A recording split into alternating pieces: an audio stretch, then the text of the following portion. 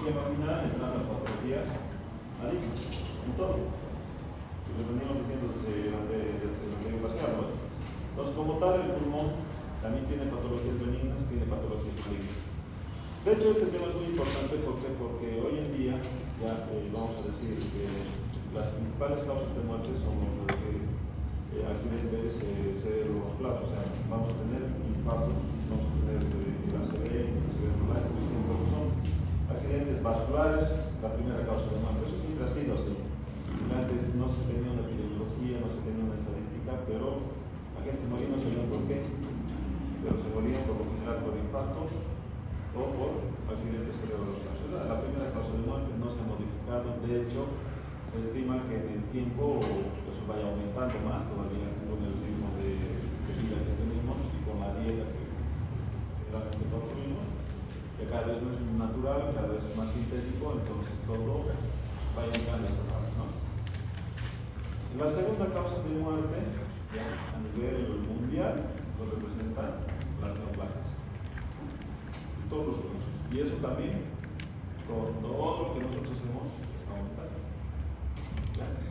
Y por último, antes eran las infecciosis. O sea, antes, las enfermedades, la tercera causa de muerte eran infecciosas, parásitos, virus, salvo el boom de lo que sería el VIH, como que se ha ido controlando las infecciones y el trauma, la patología del trauma ha ido aumentando. Eso es actualmente la tercera causa de muerte. Entonces, considerando que las neoplasias son la segunda causa, vamos a decir, a nivel mundial, este tema del cáncer de pulmón, vamos a decir, es uno de los temas más importantes porque tanto en varones como en mujeres, hoy en día es la primera causa de muerte. Vean como antes el cáncer de pulmón, según estadística, ya era la principal causa de muerte. O sea, ahí nosotros tenemos, vamos a decir, a nivel de los hombres, ya, la próstata, vamos a decir, era la principal causa de muerte y el cáncer de mama era la principal causa de las mujeres.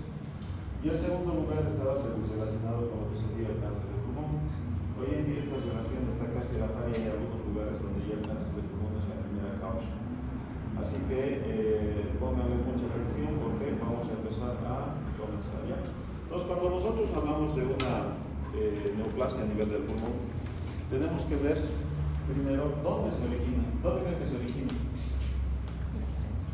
O sea, nosotros tenemos, vamos a decir, la vía aérea, tenemos la tráquea, los bronquios, que tal como son. Y en la histología, ¿cuál es la histología de la vía aérea? ¿Qué histología tiene? Conocimiento básico de histología del primer segundo semestre escolar. ¿Cuál es el epitelio? Es un pseudoestratificado ciliado, ¿no? En la parte superior, y después se va haciendo cuboide y al final los bronquiolos terminales y los alveolos están por un epitelio plano, ¿no? Entonces, cuando nosotros dibujamos, tenemos que saber dónde se origina la neoplasia y nosotros tenemos que saber, vamos a decir, que como es un epitelio pseudoestratificado, yo voy a tener varios tipos de células que van a tener sus sitios, ¿ya? Van a tener microvellosidades y algunos van a ser células mucosas. Dentro de estas células, al medio, en la parte basal, yo tengo una célula indiferenciada que se llama la célula de Kurczynski, se llama. ¿Ya?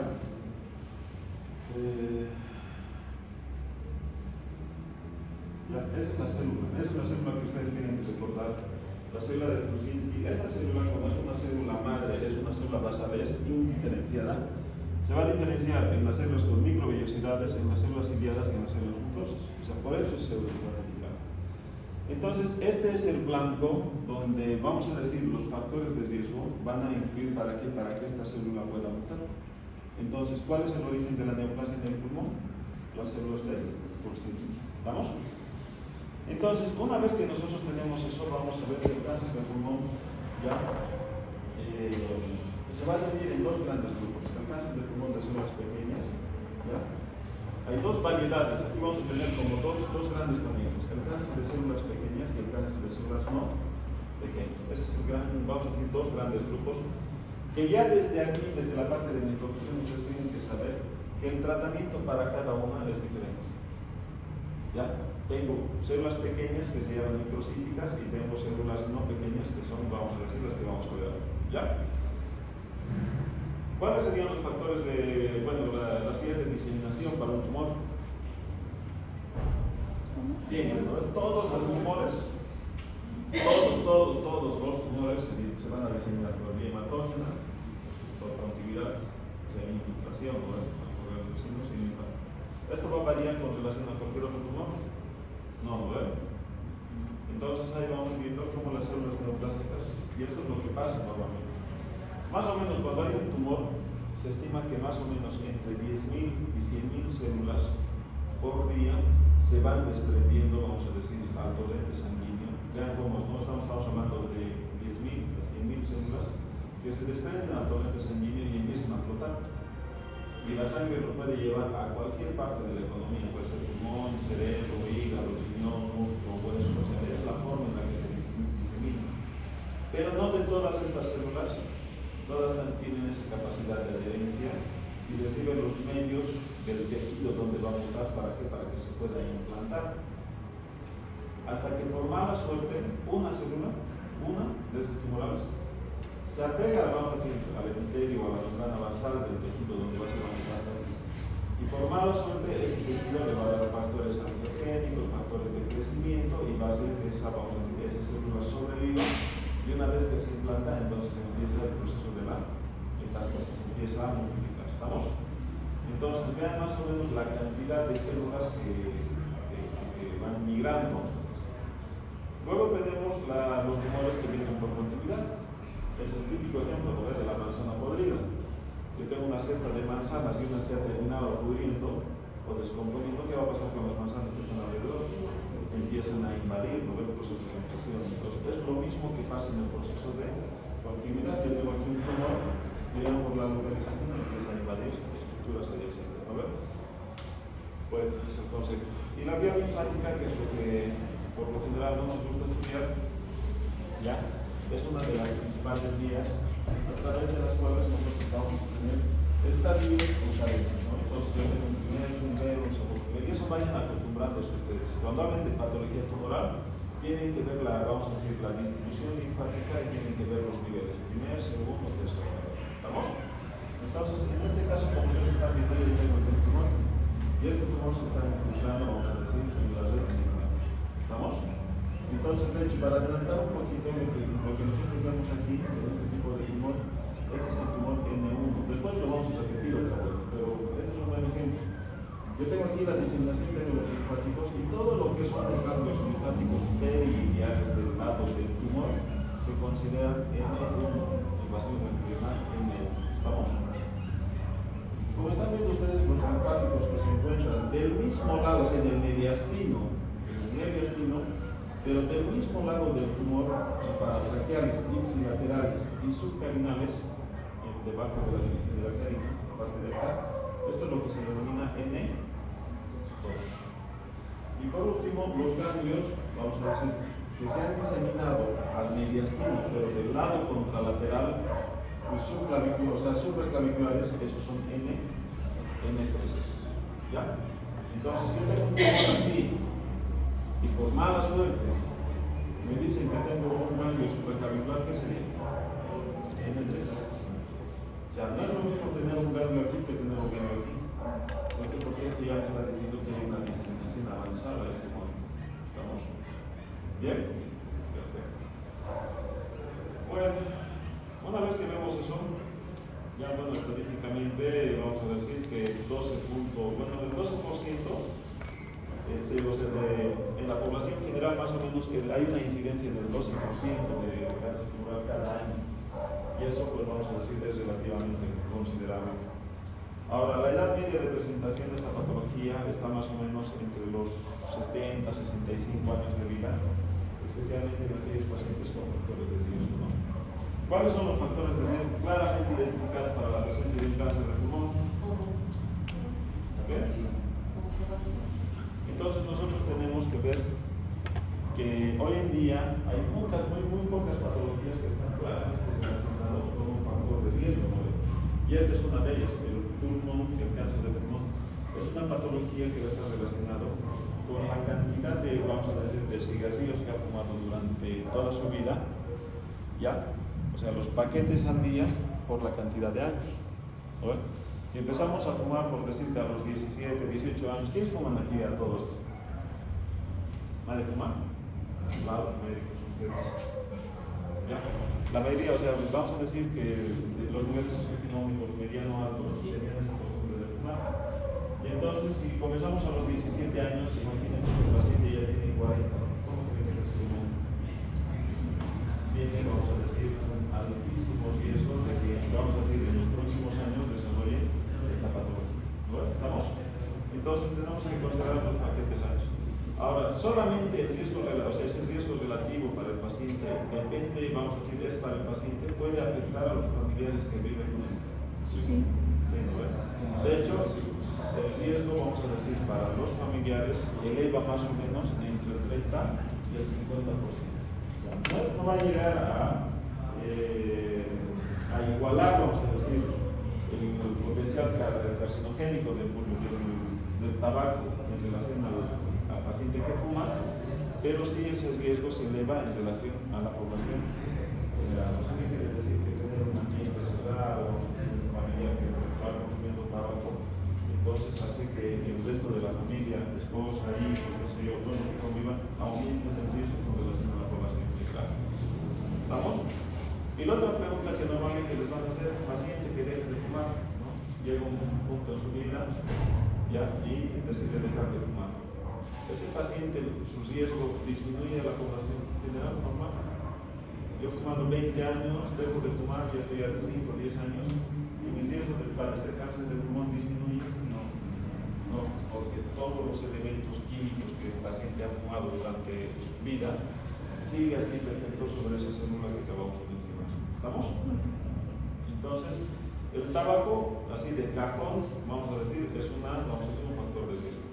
Después tenemos otros factores de riesgo, ya que son algunas sustancias que nosotros tenemos, vamos a decir, en el medio, que es el radón.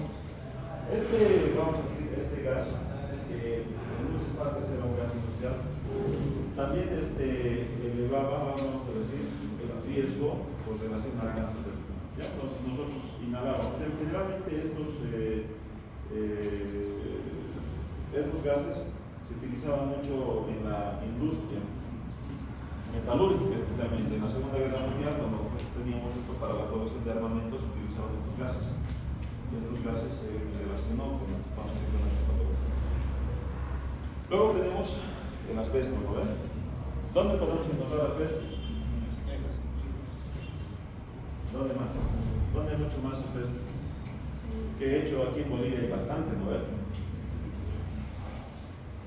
El asbesto está relacionado, vamos a decir, con la industria de la minería. ¿Ya? Son metales pesados que los extraen de la minería y se utilizan generalmente para el fabricado de frenos. Entonces, hoy en día, vamos a decir, una vez que ya se estableciendo estas relaciones, ya hay una que se llama medicina laboral, ¿no? Al trabajador le tienen que dar todas las medidas de protección, auriculares, las mascarillas de nasales para el oxígeno y todo. Bueno, entonces, el asbesto. ¿Qué otros factores de riesgo más tendríamos? La contaminación del aire. ¿Cómo creen que es el aire aquí en Costa? De hecho, en las últimas estadísticas éramos como creo que la tercera ciudad más contaminada, ¿no? De Latinoamérica. Entonces, ¿qué quiere decir? Que nosotros estamos inhalando el humo, ¿ya? Vamos a decir, los materiales de la quema de combustibles, o sea, los chaqueos que hay aquí en Bolivia, especialmente por el mes de julio, agosto, es donde el aire es más contaminado que los ahora. Entonces, todas esas partículas que nosotros vamos inhalando van generando, vamos a decir, inflamación crónica. Ese es el mecanismo. Yo tengo un paciente con una inflamación crónica de la vía aérea y le puede generar un cáncer de pulmón. Luego tenemos acá la radioterapia. ¿Ya? ¿Ustedes saben de qué consiste la radioterapia?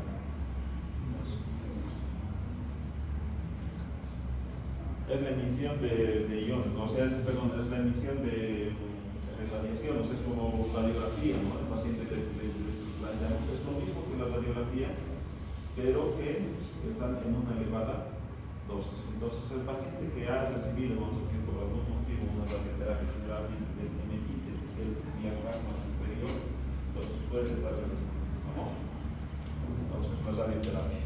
qué patología podríamos ustedes utilizar radioterapia en el tórax? En el cáncer de mama, ¿no? Claramente establecido el cáncer de mama.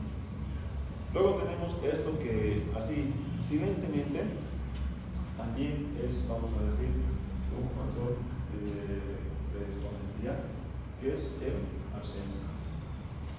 Hoy en día vamos a decir que las redes, o sea, esto está mucho más relacionado, vamos a decir, esto también está relacionado con el agua, pero en zonas altiplánicas, en zonas mineras.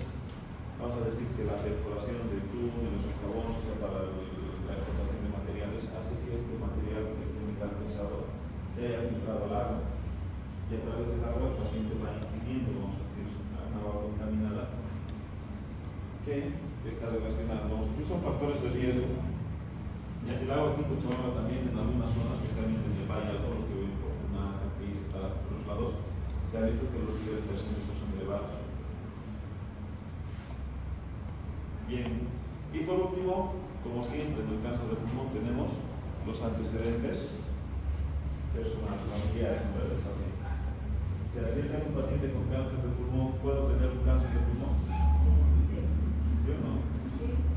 De hecho, vamos a ver, o sea, en el cáncer de pulmón son más, o sea, están relacionadas con los factores de riesgo, pero los antecedentes familiares están relacionados con un tipo específico de cáncer de pulmón. O sea, ¿qué quiere decir? Que si yo no fumo, nunca he fumado en mi vida, nunca he tenido un compañero que haya fumado en mi vida, o sea, que haya estado conmigo, pero ¿puedo desarrollar un cáncer de pulmón? Sí, señor, puedo desarrollar un cáncer de pulmón. ¿Estamos? Bien, ¿cuáles serían los síntomas del paciente? Ustedes recuerdan, ustedes les he dicho, ¿no? Todo paciente con cáncer va a tener síntomas sistémicos y va a tener síntomas localizados. Entonces, ¿qué quiere decir? Con los síntomas sistémicos, ¿qué podría yo mencionar? O sea, de la pérdida de peso, es un paciente que viene ya de entrada, ¿no? No vamos a decir que es la regla de oro, pero pacientes ya más o menos 40, 45, 50 años, ya con una importante pérdida de peso, o sea, el paciente pesaba, qué sé yo, 80 kilos, ahora está pesando 60, doctor, estoy pesando 60 en, qué sé yo, un año.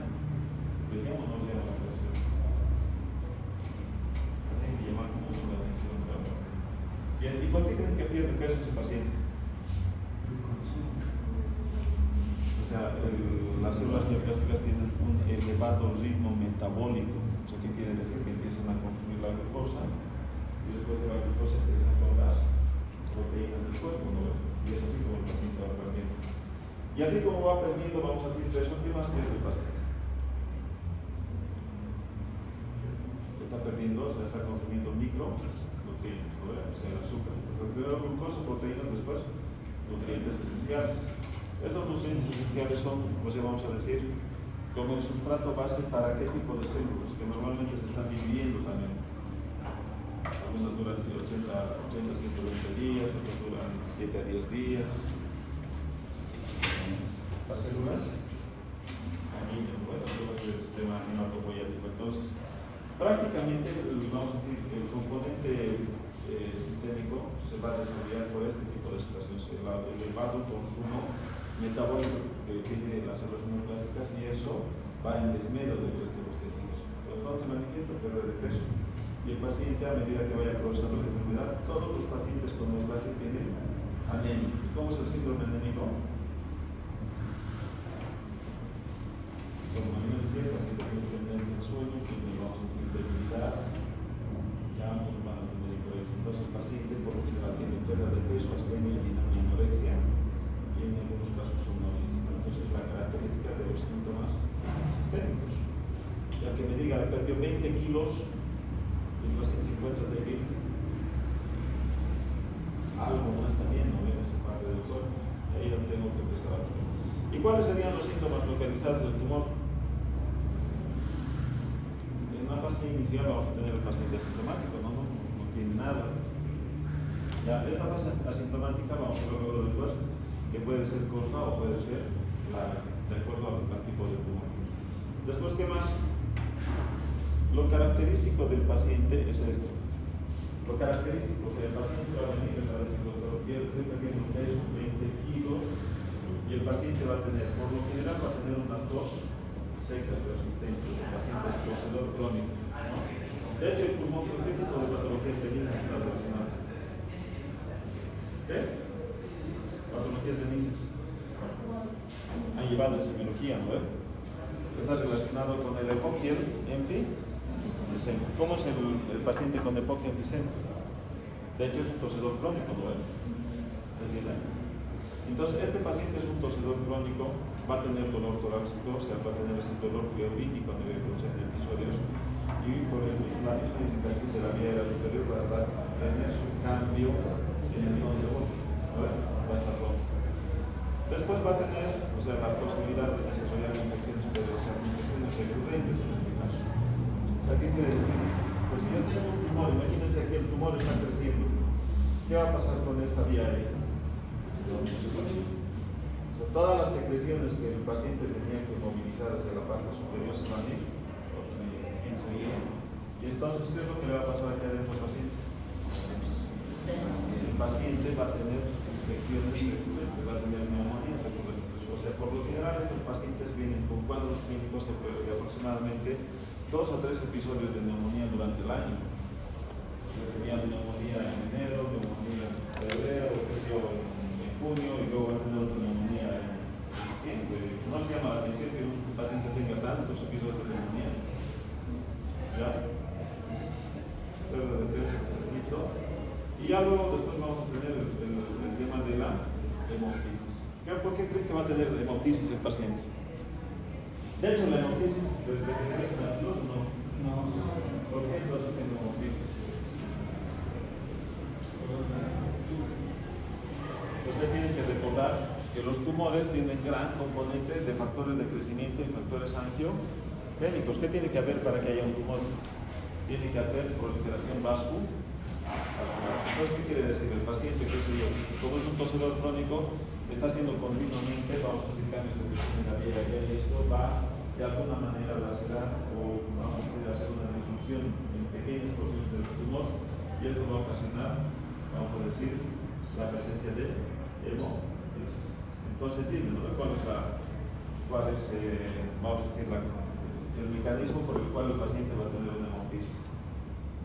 Hasta aquí, ¿con qué tipo de paciente lo podrían confundir este paciente? Tiene pérdida de peso, está astenia, dinamia, puede tener infecciones también en el tuberculoso, y aparte de eso, tiene hemoptisis. Bueno, aquí vamos a tener otro síntoma que es la pelectasia. Aquí yo tengo vamos a decir, una oclusión parcial, ¿no? Ya una vez que el paciente ha tomado todo el bronquio, ¿qué es lo que va a pasar? ¿Va a entrar oxígeno por aquí? No. Entonces, este paciente va a tener atelectasias que, de acuerdo a la característica del tumor, esas atelectasias pueden ser segmentarias, solamente parte del tumor, parte del lóbulo, o puede ser todo un lóbulo o inclusive todo un pulmón. ¿Qué me está queriendo decir eso? Que si las atelectasias son segmentarias, ¿qué me está queriendo decir? ¿Es proximal o distal? Distales, ¿no? Porque me está diciendo que vamos a decir que son los bronquios segmentarios o subsegmentarios los que están construidos. Pero si yo tengo una atelectasia global, yo tengo que ver la segmentación pulmonar, ¿no? Y cuando tengo todo el pulmón, entonces estoy hablando de la atelectasia global, y lo que me está diciendo que el componente es inclusive mucho más centrado. Estaríamos hablando de lo que sería el bronquio derecho, bronquio frente derecho, como estaría hablando de lo que sería la carina o la misma tráquea. Entonces está empezando a generar ese tipo de lesiones. ¿Estamos? Bien. Dificultad para respirar. ¿Alguno de ustedes puede dudar de esto? ¿Qué es la dificultad para respirar? La misma. Entonces el paciente lo ve bien. ¿Alguna pregunta aquí, chicos? No está relacionado con pero eso no debe ser más reflujo gástrico. Eso te puede utilizar, o sea, bloqueas, disponía, o demás. O sea, reflujo gástrico, o sea, para que haya un paciente con reflujo gastroesofágico, ¿qué quiere decir? Que tiene que haber una incompetencia del esfínter esofágico inferior. Y esto no tiene nada que ver con esa parte. Puede tener asociado, sí, pero no es secundario a su patología pulmonar, sino a su patología digestiva. ¿Estamos? Hay un medicamento que es las infecciones de marcapaso, que es cancerígeno. ¿Cuál? No, perdón, es cancerígeno. Sí, toda infección cuando ponen el marcapaso, hay una infección además. Algo muy malo, no más ni idea. Una de las efectos secundarios es el cáncer. O sea, elimina la infección, pero después puede producir cáncer. Bien. ¿Qué también es ese mal? Un apetito. ¿Qué parece ese mal? Encima de la cara, para que no precisa un ¿Qué os parece? Eso es un ganglión, ¿no? El paciente fumaba y así viene el doctor, vaya así, me he tocado, estoy notando que tengo un bultito aquí en el cuello y está. Y el paciente tiene toda esa sintomatología, tiene tos, ronquera, tiene disnea, tiene falta de peso, ¿ya? Y el paciente les dice que ha estado fumando desde sus 17 años. ¿Qué pensarían con eso? Ya con esta imagen ya nosotros se nos paran las orejas y empezamos a pensar que puede ser una neoplasia, ¿no? Entonces, cuando nosotros vemos eso, ¿ya qué tendríamos que hacer? ¿Qué pruebas haríamos?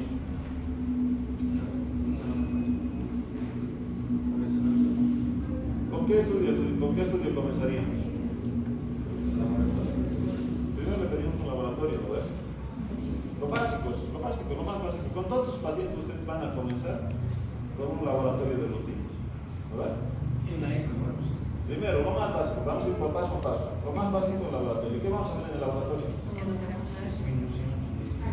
Vamos a tener anemia, disminución del volumen eritrocitario con disminución del hematocrito hemoglobina. ¿Qué tipo de anemia va a ser? ¿Megaloblástica? No sé. ¿Qué tipo de lesión sería? El paciente va a tener microcítica tipo. La microcítica hipocrómica es directamente les está diciendo a ustedes que es un trastorno, les vamos a decir, crónico, porque esta patología va a ser crónica. ¿Ya? Después vamos a pedir una simple. ¿Qué vamos a pedir? Radiografía de tórax. ¿Y qué esperan de encontrar la radiografía de tórax? ¿Qué es eso? Entonces, ¿alguien puede describirme esa radiografía de tórax?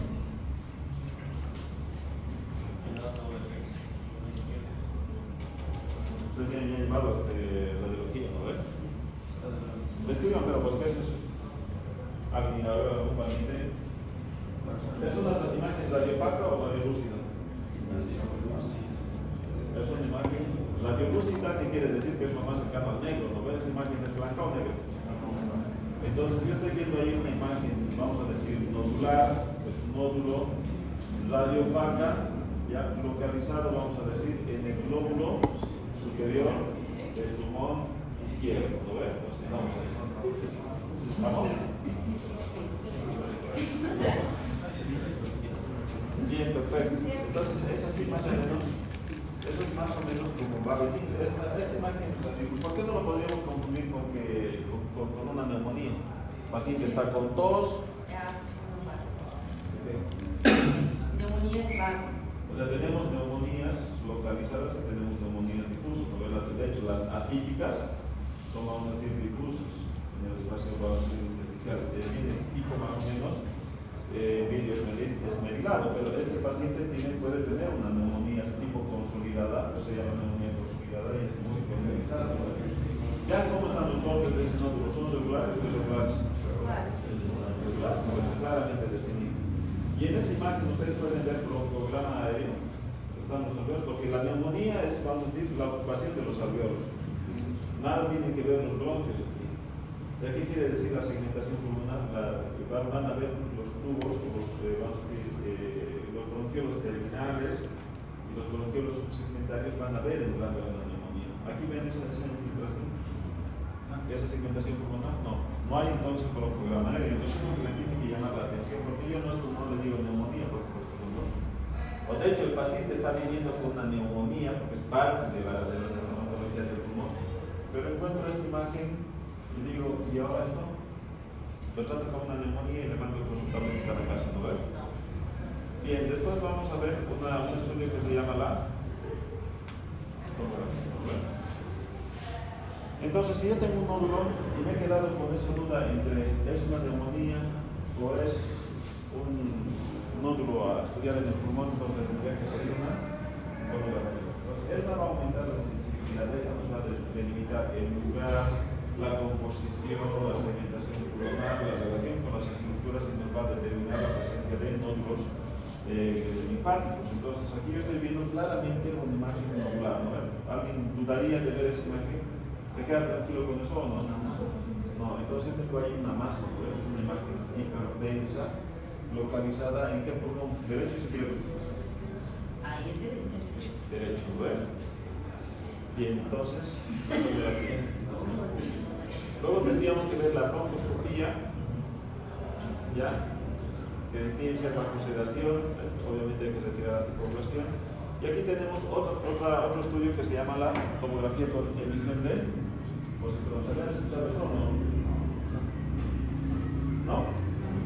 Entonces, esto es lo mismo que la tomografía, o sea, la medicina está avanzando, es lo mismo que la medicina. Ya habíamos dicho que consumía el tumor, las células metastáticas. Entonces, la tomografía con emisión de positrones es, vamos a decir, darle al paciente una glucosa marcada radioactivamente. Le damos una glucosa marcada con tecnesio. El tecnesio, vamos a decir, tiene esa posibilidad de hacer unos de alza en la tomografía. ¿Estamos? Entonces, esto hace que los tumores, ya que la glucosa, esto es glucosa marcada con tecnesio. ¿Estamos? Y en la tomografía, o sea, las células empiezan a consumir y este es el color que va a pintar en la tomografía. ¿Estamos? Esa es la tomografía con emisión de positrones. ¿En qué tipo de pacientes tendría que tener cuidado? ¿Cuándo le doy? O sea, ¿cuál sería la contraindicación para tener una tomografía, una PET? O sea, yo tengo que tener al paciente libre de infecciones, porque las células infecciosas inflamatorias les va a dar esta misma imagen. Si yo tengo al paciente con una inflamación, por decirte, con un absceso en el diente, en el cuello, o una adenopatía por inflamación, por una tos, me va a marcar el adenoma aquí y yo no voy a saber si es tumor o es inflamación. ¿Estamos? Bien. Por último, la resonancia magnética no está muy utilizada. Bien, entonces vamos a ir viendo imágenes que son importantes. Aquí tenemos dos radiografías, ¿ya? En la imagen radiográfica del lado izquierdo, ¿llegan a ver algo o no? Sí, ¿no ven? Entonces lo que nosotros tenemos que clasificar aquí es dos cosas. Uno, que es lo que es nódulo y lo que es masa. Entonces, para yo ver esas imágenes radiográficas, yo tengo que ver que la diferencia, el nivel de corte es de 3 centímetros. Si en la imagen, vamos a decir, radiográfica que ustedes están viendo es menos de 3 centímetros, entonces nosotros lo vamos a catalogar como un nódulo pulmonar en estudio, porque nosotros no sabemos todavía qué es lo que tiene el paciente. Y lo que ustedes están viendo en la imagen radiográfica del lado derecho, ya, vean esta imagen, esto sería menos de 3 centímetros o no. Más, entonces, esto es más de 3 centímetros, por lo tanto lo vamos a delimitar como si fuera una masa a nivel pulmonar. ¿Estamos? Bien, entonces nódulo y masa. Bueno, ya que a ustedes les gusta la radiografía, ¿qué ocasionaba el tumor? Atelectasia. Bien, entonces aquí nosotros estamos viendo una imagen de atelectasia. ¿Por cómo se van a dar cuenta que es una atelectasia?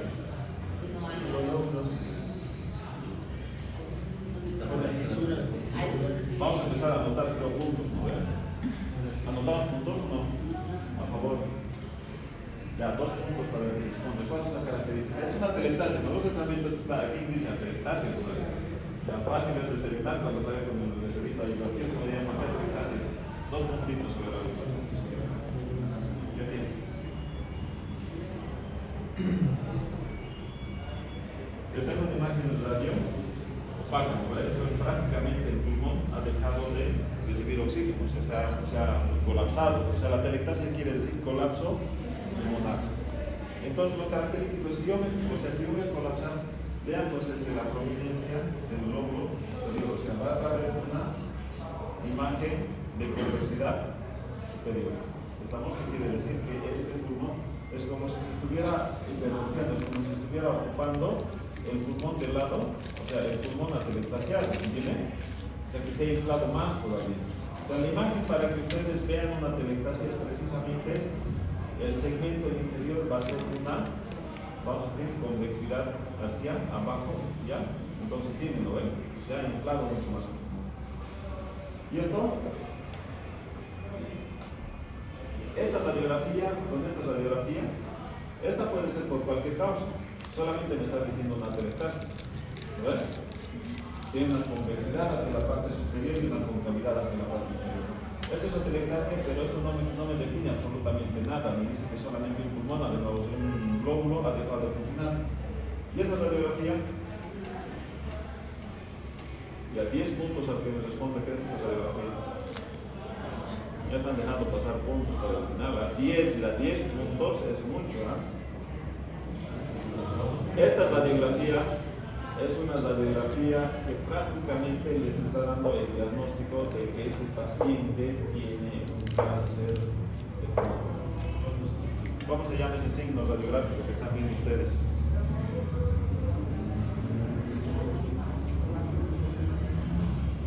¿Ven esa radiografía? A ver, ¿alguien duda de que ese paciente tiene una masa a nivel pulmonar? No, está bien. No, ya tiene una masa, de entrada ya tiene una masa. Bien. Bien, derecho. ¿Qué más? Vean cómo se llama ese signo radiográfico.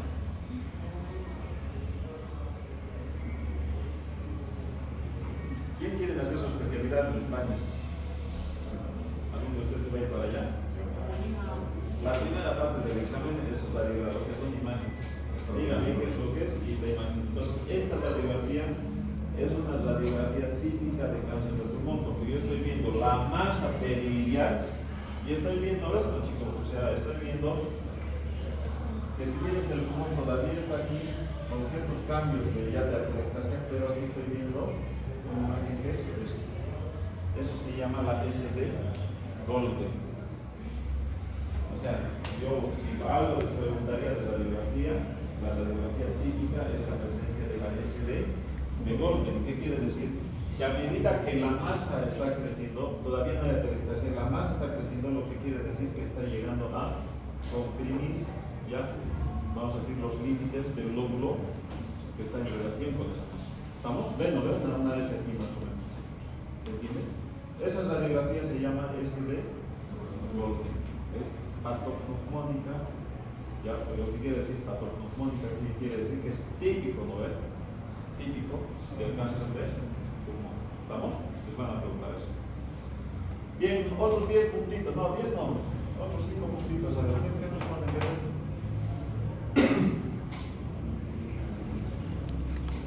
A ver, 2 más 10, son 12 más 5, son 15.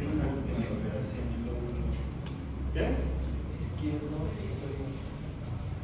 Es otra radiografía típica de cáncer. Vean cómo solamente con una radiografía con la clínica del paciente yo ya puedo tener una somera idea muy aproximada a lo que le está pasando al paciente. Esto se llama, chicos, ¿nadie? 5 puntos solar. ¿Qué? Esto es una consolidación, es una imagen, vamos a decir, radiopaca a nivel del ápice pulmonar. Es característico y típico del síndrome de Pancoast-Tobías. ¿Ya? Pancoast-Tobías se llama. ¿Van qué? Pancoast.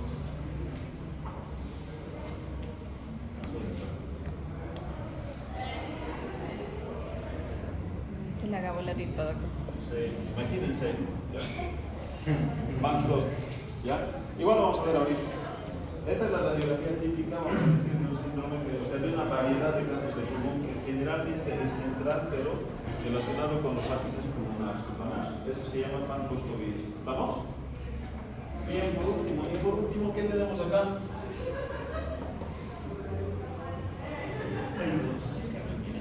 Hay 2 imágenes, ¿verdad? ¿Y eso qué es? Esto les puede hacer confundir con una neumonía, ¿no? Esto precisamente, ya es, vamos a decir, una imagen radiopaca difusa, ya relacionado con cáncer de pulmón con una neumonía. ¿Alguien de ustedes ve aquí una masa así con bordes regulares o bordes regulares así como la anterior? No, esto ya es una imagen de una radiografía, de un tumor, vamos a decir, con una neumonía sobre infectada. ¿Estamos? Pues les decía que el paciente puede ser contundido, ¿verdad? Bien, y ahora empezamos con las tomografías de esos pacientes. ¿Qué le vamos a ver? La imagen del lado superior del lado izquierdo, fácil, ¿verdad? Es una imagen nodular. Ya prácticamente se ha confirmado nuestra sospecha. Tenemos una masa a nivel pulmonar. Ya, esta masa puede ser. Esto nos sirve para determinar a las masas en lo que sería periférico y central. Ustedes están viendo, ¿no? En la parte periliar, aquí están los vasos, vamos a decir, esta es la aorta, esto es lo que sería la arteria pulmonar del lado derecho, y alrededor de la arteria pulmonar del lado derecho yo tengo una masa, más de 3 centímetros. ¿Esto es central o periférico? Central. ¿Esto qué va a ser? Periférico. Perfecto. ¿Y esto qué va a ser? ¿Qué? ¿Qué están viendo en esta tomografía? ¿Qué? Aquí yo estoy viendo, chicos, esto ya no es pulmón, esto es un ganglio. Esto es un ganglio. Sí, no, esto es un ganglio, no es un periférico ni central. Esto es periférico, está en el pulmón. Esto es central, está en el pulmón. Esto está en el mediastino. Vean, aquí está lo que serían los vasos del mediastino. Esto sería la aorta. ¿Entienden? Y aquí yo tengo una masa, un nódulo. Entonces, esto ya es un ganglio. Vean cómo la tomografía nos delimita. O sea, nos ayuda a delimitar dónde está la localización del tumor, la característica, tamaño, borde, relación y localización, ¿ya? Bien, y en esta tomografía que estoy viendo,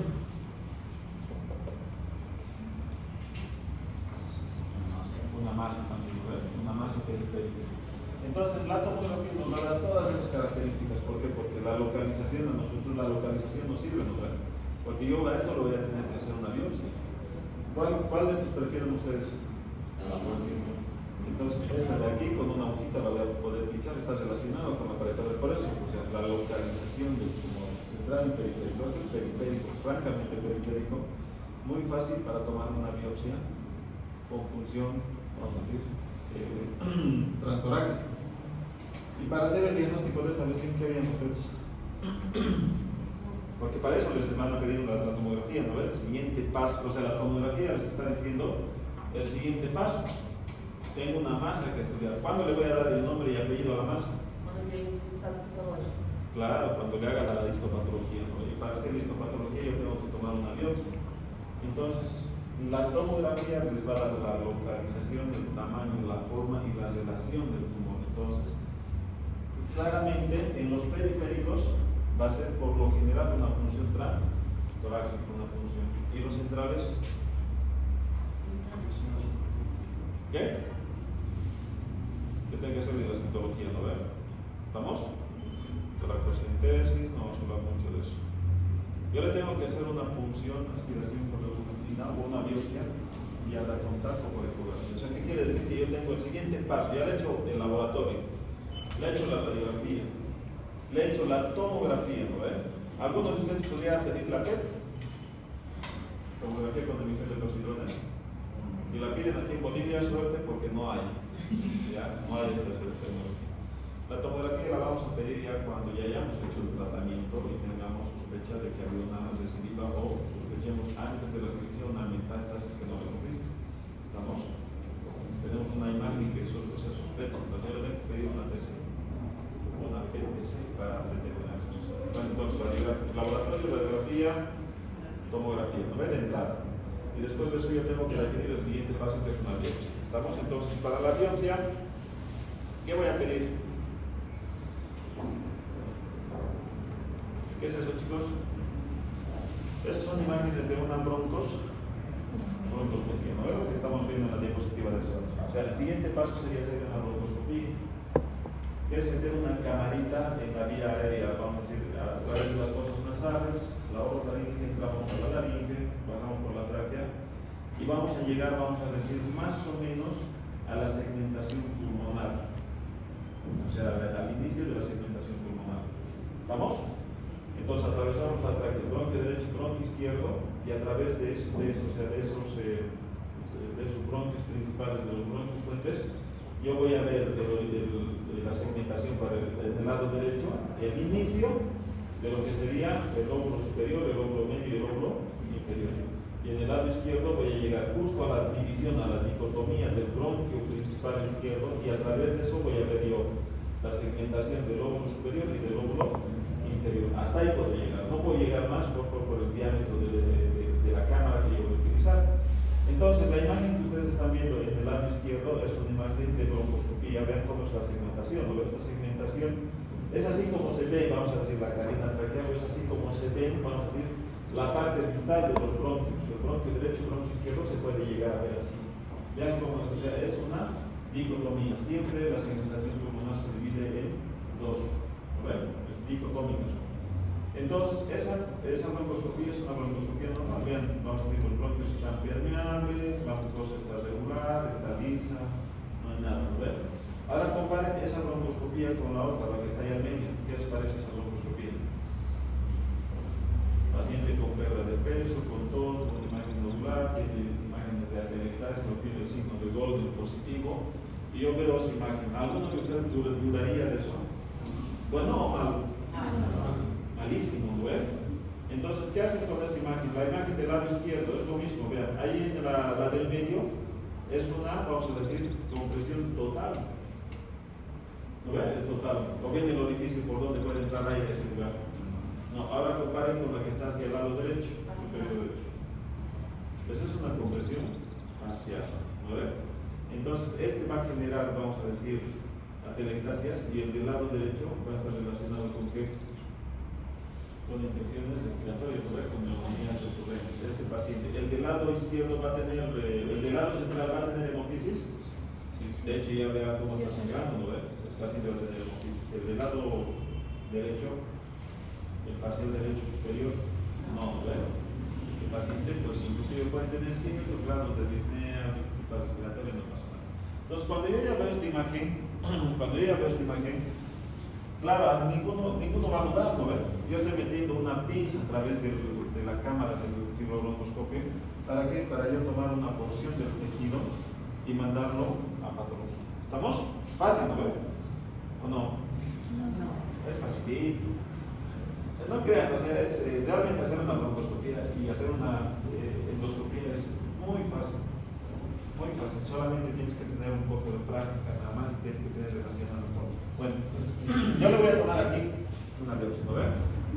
Nosotros hemos dicho que teníamos tumores periféricos y teníamos tumores centrales. ¿Y qué pasa con los tumores que están al medio? ¿Cómo llego yo ahí? Entonces, cuando no llego con ninguno, se puede llegar por punción transtorácica, pero el riesgo de un neumotórax es alto, ¿no ven? Entonces, lo que yo voy a hacer es una biopsia transbronquial. Vean aquí está vamos a decir, la cámara del broncoscopio. Y a través de la cámara del broncoscopio transbronquial estoy perforando el bronquio y estoy metiendo una pinza para localizar el tumor. Entonces, esta sería, vamos a decir, para los intermedios, para los centrales. ¿Estamos? Yo tengo que tomar. ¿Cuál va a ser más sensible? O sea, ¿cuál me va a dar el diagnóstico en el 100%? Este, ¿no? Porque estoy haciéndolo bajo visión directa. ¿Y este va a llegar al 100%? No, es una aproximada. O sea, la sensibilidad va a depender, vamos a decir, del tamaño del tumor y del operador, ¿no? Por decir, si ustedes toman una biopsia transbronquial, ¿cuál creen que sería su sensibilidad? No, el 100%, ¿no? No, es la habilidad de experiencia de que hace uno que hace fibrobroncoscopía todos los días. Es más fácil que lo haga, ¿no? Que lo haga yo relativamente, no con dificultad. Eso lo hacen ustedes, ¿no? No ligamos a eso. Bien, entonces estamos viendo claramente que el estudio puede ser toma de biopsia, o sea, por fibrobroncoscopía o transbronquial, o puede ser por punción torácica. Por aquí yo estoy tomando, estoy viendo pulmón aquí. Sí, puede ocasionar neumotórax esto. Sí, entonces a este paciente le están haciendo, pese a esto, pese a este sesgo, le están haciendo una punción transtorácica. ¿Ya? Lo otro hubiera sido hacer una transbronquial. ¿A quién se le hubiera ocurrido hacer una transbronquial en este? Todos, ¿no ves? Todos han levantado su mano. Todos a esto, yo prefiero hacer una transbronquial. ¿Por qué? Porque es intermedio, pero está más cerca del ilio. Entonces es más fácil que yo me llegue aquí con una punción transbronquial. ¿Estamos? ¿Sí? ¿Han entendido esa parte? Bien, una vez que yo lo llevo a anatomía patológica, ya voy a poder hacer química. Y aquí empezamos, aquí recién empezamos con el cáncer de pulmón. ¿Ya? Hay dos tipos de tumores, les había dicho, el de células pequeñas, y acuérdense este, el microcítico de pulmón, y el de células no pequeñas, aquí ya tenemos el adenocarcinoma, o sea, el escamoso, y tenemos el de células grandes. O sea, ¿cuántas familias de tumores de pulmón hay? 4. ¿Ya? 4 variedades, 4 tipos de cáncer de pulmón. Se dividen en dos, el de células pequeñas y el de células no pequeñas. ¿Ya? ¿Estamos? De hecho, ¿quién ha visto Breaking Bad? ¿Han visto esa serie o no? No. ¿Han visto? Se trata de un químico que desarrolla un cáncer de pulmón, ¿no? Y ya se le han detectado que tenía un microcítico de pulmón, uno de células pequeñas. Ya desde aquí estamos diciendo, o sea, por eso les digo que esto es el inicio. ¿Por qué? Porque esta de células pequeñas, cuando les dan este diagnóstico de células pequeñas, les están dando la sentencia de muerte, chicos. Así como cuando Pilatos, ¿no ven? Agarra, va y se lava las manos, y ahí al otro lo crucifican. Entonces es así, cuando ustedes hacen el diagnóstico de un tumor de células pequeñas, ese tumor de células pequeñas es altamente agresivo, está completamente diseminado al momento del diagnóstico y la chance quirúrgica no existe. ¿Ya? O sea, es muy difícil que un paciente con un cáncer microcítico, de hecho, este es el que rápido metastatiza. O sea, ¿qué quiere decir? Que su tiempo de evolución va a ser muy corto, desde el inicio de los síntomas de hemoptisis. Ya si van al diagnóstico, hacen la tomografía, ven la tomografía en imagen central, el paciente ya tiene seguramente metástasis a nivel distal. Es cortito el tiempo, meses. ¿Cuánto tiempo demoran aquí los pacientes en ir al médico? ¿No? Primero van al vecino, ya al amigo, después al chamán, al curandero, después así van al médico general. El médico general me dio así con plazo. Tratamiento un mes, regresa a control, regresa y está con metástasis. ¿Estamos? Bien. Estas otras, ya vamos a decir las células no pequeñas, entonces esas son las células que se pueden tratar. Bien.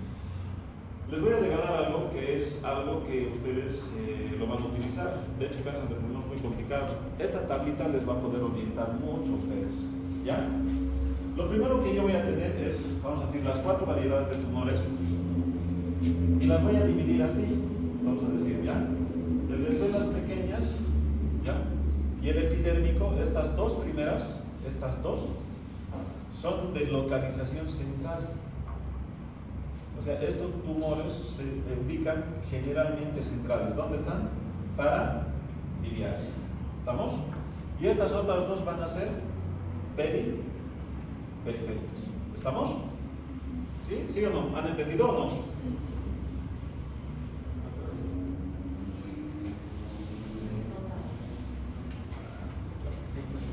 Ahí está. Bien, cuando yo tengo esta tomografía, con solamente decir yo tengo esta tomografía, ¿qué pensarían que es este tumor? Central, ¿eh? ¿Qué variedad de tumor? Probablemente con gran aproximación, casi con el 90% va a ser. ¿Qué nombre? Póngale nombre. Microcítico el primero y el segundo va a ser el epidermoide. O sea, con tumores centrales yo tengo que pensar en esas dos variedades. Vean con solamente la imagen, microcítico o epidermoide. A ver, ¿cuál es el peor pronóstico? Microcítico. Cuando yo ya tengo esta imagen, que seguramente estas dos tomografías son iguales, vean, microcítico con diseminación meridional, al momento del diagnóstico. ¿Ya? ¿Y estas tomografías qué serían? ¿Centrales o periféricas? Periféricas. ¿Qué tipos de tumores son? Células grandes y adenocarcinoma. Listo, entonces está. Ahora esta tablita también les va a dar eso. ¿Ya? ¿Cuál es el más frecuente? El microcítico. O sea, estas dos son centrales, estas dos son periféricas. De estas, la de mayor frecuencia es el microcítico de pulmón. El que le sigue en frecuencia, el epidermoide. Entonces, de lejos, ¿qué tipo de tumores son los que ganan en cáncer de pulmón? ¿Ves? Vamos a comenzar por ahí, ¿no? Si yo tengo un paciente con epidemiología de cáncer de pulmón, le hago una radiografía, una tomografía, veo que es central. ¿Qué tipo de tumor es? ¿O es microcítico o es epidermoide? Uno de los dos. Perfecto. ¿Cuál es más frecuente? El microcítico. ¿Cuál es el peor pronóstico? El microcítico. ¿No ven? Entonces ahí. El cáncer, el adenocarcinoma, antes denominado carcinoma bronquiolo-alveolar, ya, es mucho más frecuente, pero es frecuente en razas caucásicas. O sea, ¿qué quiere decir? Esto está muy relacionado con ciudades o originarios de Europa. ¿Estamos? Este es el tumor que les había dicho, es el único tumor que tiene relación con el antecedente familiar. Es el único. O sea que si el papá tuvo un cáncer y ese cáncer fue un adenocarcinoma y el paciente está viniendo de Francia y el hijo tiene, vamos a decir, un nódulo pulmonar y es uno periférico, ¿qué voy a pensar que es? Adenocarcinoma. O sea, le voy a dar prioridad a este nombre. Este es el más frecuente, pero este es el que tiene antecedente familiar con ese tipo de, vamos a decir, y es la localización, también me está dando la ubicación, o sea, me está diciendo es periférico. El microcítico es por lo general periférico. No, entonces tengo que tener eso, ¿no? Bien, perfecto. Entonces, este como es más frecuente y es el de peor pronóstico, tiene mayor diseminación. ¿Qué quiere decir? Que ya tiene metástasis. ¿Estamos? ¿Bien? ¿Está entendiendo? Perfecto. Luego yo tengo el carcinoma epidermoide. El carcinoma epidermoide ya es el que es el tumor, es el nódulo pulmonar que en la evolución se va a cavitar, va a hacer espacios, va a hacer huecos en el pulmón. Ese es el de mayor frecuencia. ¿Cuáles se cavitan? ¿Qué tumores de pulmón se cavitan? El epidermoide y el de células. Si veo un nódulo, una mancha, y dentro del nódulo hay una cavitación, entonces tengo que pensar en que es epidermoide o es de células grandes. ¿Ya? Perfecto. Bien, entonces acá yo tengo en la siguiente tabla, yo tengo lo que va a ser el origen o sea, vamos a decir, el marcador que vamos a pedir para confirmar de que ese paciente pueda tener o no un cáncer. ¿Alguien sabe qué es la proteína PG53? ¿Es oncogénico? Esta proteína P53 es una molécula, vamos a decir, que está relacionado con la reparación del DNA. O sea, ¿qué quiere decir? Que si yo tengo una mutación, ¿ya? Entonces esta P53 tiene que ir cortar ese segmento y volver a hacer los pares que corresponden al DNA sano. ¿Estamos? ¿Qué quiere decir? Que si yo tengo una disminución de la proteína P53, o sea, la proteína que separa el DNA, ¿qué va a pasar con ese célula? De cualquier mutación, ahí pasa, ¿no ven? Entonces, todos los tumores del cáncer de pulmón, la proteína P53 va a determinar que sí, evidentemente, hay una alteración, vamos a decir, genética en ese tumor.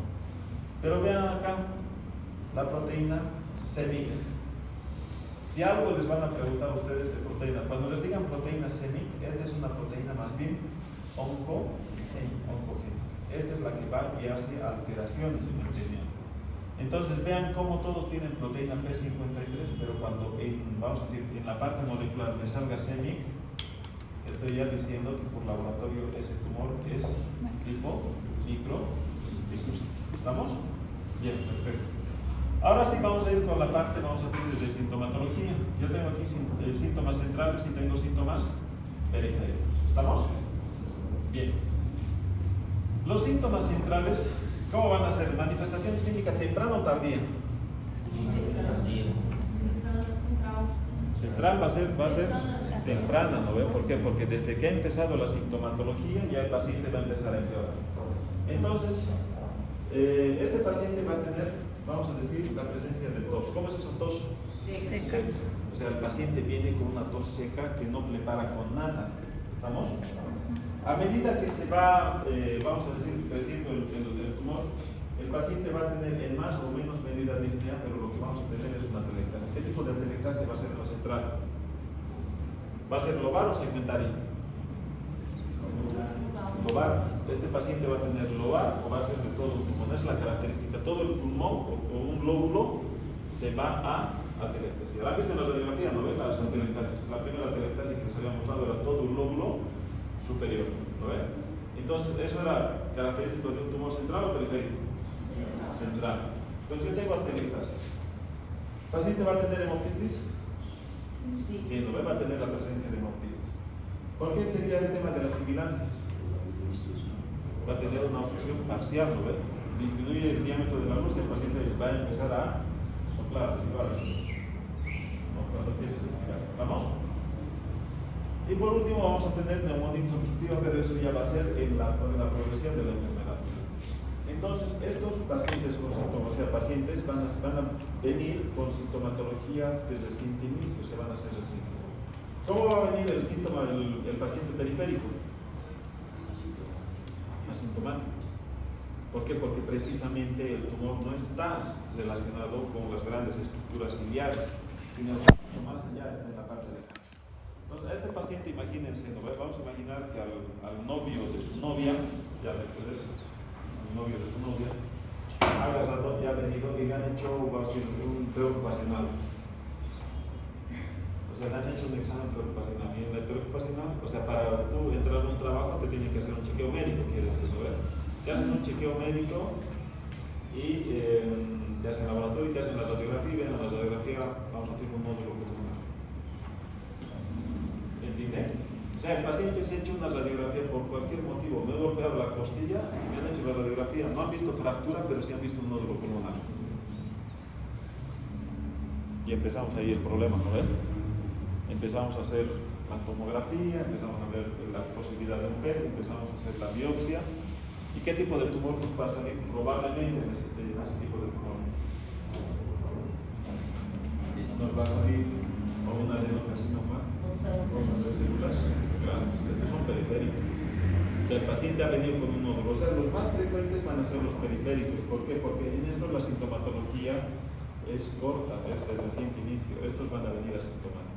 O sea, más frecuentemente. ¿No ves? Obviamente la última palabra nos va a dar la histopatología. ¿No ves? Y obviamente va a la persona. Entonces, como estos son periféricos, ¿alguno pudiera dudar de que el paciente va a tener dolor pleurítico? No, a medida que vaya infiltrando la pleura visceral, al paciente le va a ir molestando, ¿no? Como que siente punzadas a nivel del tórax y genera cierta, vamos a decir, malestar y dolor. Bien, ¿alguno de ustedes duda de que este paciente va a tener desgarre pleural? No, ¿no? Entonces, este paciente, este tipo de pacientes de tumores periféricos va a tener el desgarre pleural. Este paciente luego, posteriormente, va a desarrollar la presencia de tos, pero a diferencia de los otros, ¿cómo va a ser la tos de este paciente? Productiva. ¿Por qué? Porque están obstruyendo los bronquiolos terminales y respiratorios y está ocasionando que las secreciones se vayan acumulando en los alveolos. Alveolo con secreción, alveolo que se contamina y ocasiona una neumonía, ¿no ves? ¿Estamos? Bien. ¿Y qué más podríamos mencionar con este paciente? Listo, ya está. ¿Ya? Entonces, esas serían las características más importantes de los tumores centrales y periféricos. Vean, solamente con ver la sintomatología que tendrían que pensar en qué tipo de tumores. ¿Estamos? ¿Sí? ¿Se van a acordar? Bien, perfecto. Les había dicho que esto les van a preguntar a ustedes. ¿Ya? Esto es el síndrome de, o sea, aquí yo tengo, ¿qué tipo de tumor es este? En la radiografía les había mostrado a ustedes, ven aquí este tipo de tumor. Es central, pero de predominio en el lóbulo. ¿Cómo se llamaba? El de Pantos. Ya perdió 5 puntos. ¿Ya? Esto no solamente es, o sea, con aplicación clínica. Vayan y den un examen. ¿Ya? Y si hay algo de neumo o de cirugía torácica, les apuesto un sueldo mío que les va a salir una pregunta de Pancost Tobias. Un sueldo mío, ¿eh? En todos los pinches exámenes así de residencia, aquí en Bolivia, afuera, en cualquier otro lugar, se pregunta clavada en el área de neumología. Es muy típico del cáncer de pulmón. Ahora, ¿qué es lo que pasa con el cáncer, o sea, con el Pancost? Este Pancost va a ocasionar el síndrome de Horner. ¿Ya? ¿Ves cómo se complica un poquito la cosa? El síndrome de Horner no es otra cosa que la infiltración de esta masa tumoral en lo que sería el simpático cervical. ¿Alguien se acuerda del simpático cervical? El asa de Busen. Teníamos 3 ganglios en la cadena cervical, ¿no? La simpática cervical. ¿Se entiende o no? Bien, tenía 3 ganglios. En esos tres ganglios se van a infiltrar por este cáncer. ¿Ya? Entonces, por la infiltración del ganglio estrellado, el paciente va a tener miosis, tosis, henotalgus, anhidrosis facial y ipsilateral. O sea, del mismo lado del tumor. ¿Qué quiere decir? Miosis. ¿Qué hace el simpático a nivel de la pupila? ¿Hace midriasis o miosis? ¿Qué? No. sea, el paciente, el simpático hace midriasis y el parasimpático hace miosis. Pero si yo estoy infiltrando el tumor, estoy bloqueando, estoy matando el simpático, ¿qué le va a pasar? Estoy bloqueando el efecto simpático, entonces me va a hacer o sea, la respuesta del efecto parasimpático. ¿Qué le va a ocasionar? Voy a pegar al efecto. Es ahí donde se confunde de nuestro. O sea, si el simpático hace midriasis, el parasimpático hace miosis, ¿no ven? Yo le he cortado el cablecito que hace midriasis. ¿Qué cablecito está funcionando? Miosis. Entonces, por eso el paciente con Horner presenta miosis. Porque eso me está diciendo que hay lesión en la cadena simpática. De hecho, ¿por dónde llega el nervio a la pupila? El simpático está en el cuello. ¿Qué tiene que ver el cuello con el ojo? Sigue el plexo pericarotídeo, o sea, la carotidia interna, sigue el plexo, vamos a decir, de la arteria oftálmica, y a través de los nervios ciliares largos llega a la pupila. Así tendrían que responder en su examen, ¿no ven? Me gusta tomar exámenes de este grado. ¿Ya? Tosis, ¿qué quiere decir tosis? El párpado superior se le ha caído. ¿Ya? Es una tosis parcial. Eso le puede confundir con una parasfacial, ¿no ven? Anhidrosis facial, ¿qué quiere decir? Ipsilateral. Que se recuerda que, o sea, cuando vas a ir, vas a ver a tu novia y si tu novia viene así súper escotada, ¿qué te pasa vos? Te vos taquicardia, ¿no? Hipertenso, y aparte que te pones así, empiezas a transpirar, ¿no? Te pones nervioso y así. Entonces, esa es una respuesta simpática. Entonces, ¿qué quiere decir? Que si yo le he cortado el simpático, es normal que la hemicara deje de transpirar. Ya le pones paños calientes aquí para que transpire, pero no transpira por nada, ¿no? Los papeles de así no transpira tampoco. ¿Ya? Entonces, vamos a decir, el síndrome de Horner relacionado con el Mann-Costa-Vías está relacionado con la lesión del plexo simpático. Se los voy a preguntar en el examen por si acaso. Ya no nos escuchamos. ¿Ya? Después, yo voy a tener aquí, vamos a decir, que aparte del síndrome de Mann-Costa-Vías como esto está, es característico que aparte yo voy a infiltrar lo que sería la pajilla costal ipsilateral. ¿Qué quiere decir? Que voy a erosionar, voy a infiltrar, voy a romper costilla, voy a infiltrar músculos intercostales y voy a tener alteraciones de la sensibilidad motora de la extremidad superior. Si el paciente con tosis, anhidrosis, masa palpable en el tórax, en la parte superior del tórax, también tengo paresis, parestesis, o vamos a decir debilidad en la fuerza muscular de la extremidad superior, ya pónganle el nombre, se llama Mann-Costa-Vías. ¿Qué tipo de tumores? Epidermoides. ¿Qué tipo de localizaciones? Central, ¿no ven? O sea, así cantadito sale por si acaso. ¿Estamos? Bien. ¿Estamos, no ven? Sí. ¿Han entendido o no? Sí. Ya. Bien, ahora ya que yo ya le he hecho, vamos a decir, la biopsia, ya me he visto hay una cosita más antes de que me olvide. Este es de localización central, es del lóbulo superior, ¿no ven? Este infiltra, vamos a decir, lo que acabamos de ver, es epidermoide. Hay otro tipo de tumor, ya que es también central. ¿Cuál es el otro tipo de tumor? El microcítico. ¿Es central o periférico? Central. Como este es central y este es más para enviar, este va a atravesar el mediastino, va a entrar dentro del mediastino y lo primero que va a obstruir ha de ser la vena cava superior. Entonces, eso se llama síndrome de vena cava superior. ¿Qué quiere decir? Que al paciente, ¿qué le va a pasar? Va a tener circulación colateral de la parte de la cabeza, o sea, las venas van a empezar a irritarse, no solamente las yugulares, sino vas a tener circulación colateral. ¿Ustedes han visto a los pacientes con ascitis? Tienen circulación colateral de los abdomen, entonces esa misma piel la va a meter aquí en la cabeza. Las venas van a empezar a buscar vías alternas para llegar al corazón. ¿Estamos? Y el paciente ¿qué va a tener? Congestión facial biselli. ¿Estamos? Importante, ¿va a tener importante lubricación yugular? Sí. Bueno, perfecto. Bien, una vez que yo le he hecho el diagnóstico, chicos, aquí empezamos la tos. Ya, yo voy a empezar a diferenciar esto. El microcítico. Ya. Solamente en el 20% de los casos, ese paciente va a tener la suerte de que lo voy a ubicar en estadio localizado. 20%, 80% ya está diseminado. determinado diagnóstico. De ese 20%, para yo decir que está localizado, yo tengo que tener la masa pulmonar y voy a tener que tener ganglios N1 y como mucho N2, o sea, peridiales y paratraqueales ipsilaterales. ¿Estamos? Cuando yo tengo la posibilidad de tener a ese paciente, vamos a decir el 20% de estos pacientes en localización central localizador, a estos 20% le puedo plantear la conducta quirúrgica. O sea, no he determinado. A este paciente le harían un PTC o no? Una tomografía con emisión de positrones. ¿Le harían antes de la cirugía una tomografía con emisión de positrones? Sí, señores, esta es la indicación para hacer una tomografía con emisión de positrones, porque ¿cómo yo voy a saber que está solamente localizado?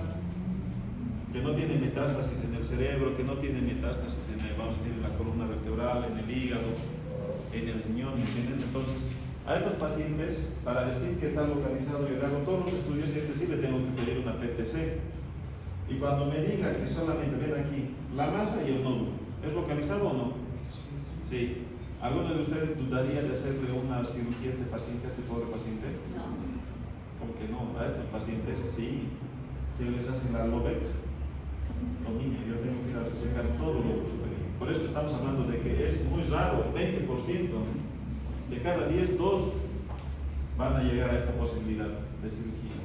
El 80% restante ya está avanzado, está más allá de los límites. ¿Qué quiere decir? Que tiene un ganglio supraclavicular, o ya ustedes han determinado la presencia de un metástasis, o ya el paciente tiene un derrame pleural. ¿Lo van a operar? No. ¿Qué le van a hacer? Quimioterapia. El paciente ni siquiera recibe radioterapia, o sea, recibe la quimioterapia y es de forma paliativa. El paciente tiene el pronóstico más o menos a 5 años, ponerle del 50 a 60%, o sea, no sobrevive. ¿Estamos? Si tiene un derrame pleural maligno, ¿qué le van a hacer? Tubo de tórax, diseñamiento del espacio pleural. Bueno, ¿estamos? Así es como se van completando, se van articulando, vamos a decir, el tratamiento de las patologías. Bien, entonces, ese paciente con el carcinoma microcítico, así de entrada ya, muy pocos son cirugía, lobectomía total. ¿Hay al de la lobectomía le van a hacer quimioterapia después? Sí, no, o sea, tiene que ser cirugía más quimioterapia, ¿ya? Vamos a decir. Y al que está avanzado directamente va la quimio, y el pronóstico es malo, ¿no? Igual los que se han operado, el pronóstico es igual con relación a los no células pequeñas, el resultado a 5 años también es inferior. ¿Estamos? Bien. Hasta ahí hemos terminado con el microcítico. ¿Ya estamos terminando la clase? No. Bueno. Hasta ahí cerramos el microcítico. ¿No? Hasta los 45. Ahí. Entonces, agarramos y el microcítico ha terminado ahí. No, chicos, el microcítico ha terminado ahí. Es el tratamiento.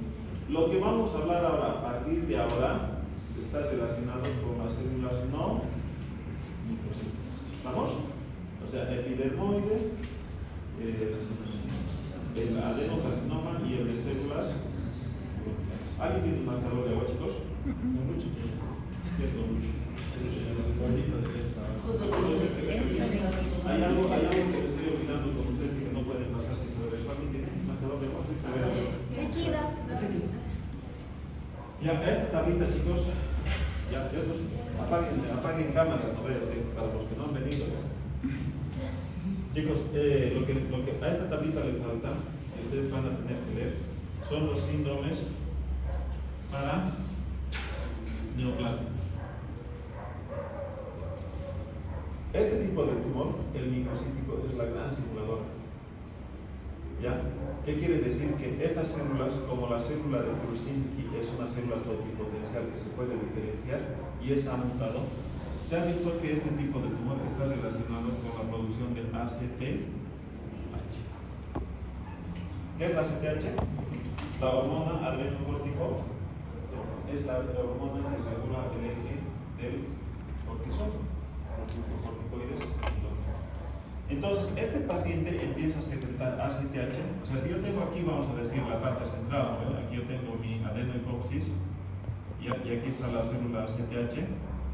Entonces, esta tiene que ir hacia la corteza suprarrenal para que esto me secrete cortisol. ¿No ve? Ese es el eje. El cortisol tendría que hacer un efecto negativo aquí y bloquear esto cuando ya el cortisol está en valores basales. ¿No ve? ¿Estamos? Bien, pero ¿qué pasa cuando la ACTH se dispara? Entonces va a empezar a aumentar el cortisol. ¿No ve? Esto sería, vamos a decir, si yo tengo un tumor secretor de cortisol, esto es, tu marcador está igual que el mío. Yo tengo aquí un tumor, ya, y este tumor produce cortisol de por sí, entonces esto es primario, ¿ve? Si yo tengo este tumor aquí, esto es secundario. Entonces, ¿esto qué me va a producir? ¿Qué síndrome es? El síndrome de Cushing. Entonces yo tengo el síndrome de Cushing. Entonces yo tengo aquí el síndrome de Cushing. Este sería, vamos a decir, la parte endocrinológica. Ya. Yo tengo un síndrome de Cushing, voy, le veo la suprarrenal, no tengo tumor. Bueno, entonces le hago una tomografía, ¿no ven? Voy, le hago la tomografía y no tengo tumor en la televisión. Y ahora de dónde está viniendo el síndrome de Cushing. Estás tomando prednisona, estás inyectando dexametasona como si fueras un yonki de esos ahí así todos los días. No, ¿no ven? Entonces, ¿de dónde está viniendo el síndrome de Cushing? Vayan y busquen pulmón. Y vaya, con suerte le van a encontrar una masa central. Y esa masa central es un microciclo. Y el microciclo está produciendo la célula. Bien, entonces lo que produce es ACTH. Luego lo que también produce es la hormona ADH. ¿Qué es la ADH? Entonces se produce. ¿Qué? Aquí yo tengo los paraventriculares y el núcleo paraventricular del hipotálamo produce ADH y esta ADH baja aquí y aquí se almacena, ¿no ve? ¿Cuáles eran las dos hormonas de la neurohipófisis? ADH y oxitocina, ¿no? Entonces, yo tengo una ADH y esto va a ir hacia dónde? Hacia el riñón, ¿no ves? Hacia los túbulos colectores. Aquí va a venir la ADH. ¿Qué hace la ADH? Hace las acuapolinas. ¿Qué quiere decir? Que el absorbe de agua y mi orina va a ser concentrada. Entonces, ¿cómo va a venir el paciente? El paciente va a venir con edemas y va a venir con una hiponatremia generalmente severa. Y el paciente va a tener una orina súper concentrada. O sea, el paciente, que si yo toma, qué sé yo, un litro, medio litro, y su orina va a ser 100 ml, 200 ml, 24 horas, súper concentrada. Entonces el paciente, yo le tengo que hacer un estudio, ¿no ve? Le voy a pedir una tomografía de cerebro, busco, vamos a decir, una masa, un nódulo en el hipotálamo, no hay. ¿Qué vamos a pensar? Voy a medir la ADH, la ADH está súper elevada. ¿Ya? Entonces a este paciente le hago una tomografía, entonces tengo que buscar otras fuentes que sería el tumor. De hecho, el tumor microcítico está relacionado con la ADH, la ACTH y habíamos dicho el síndrome de vena cava superior.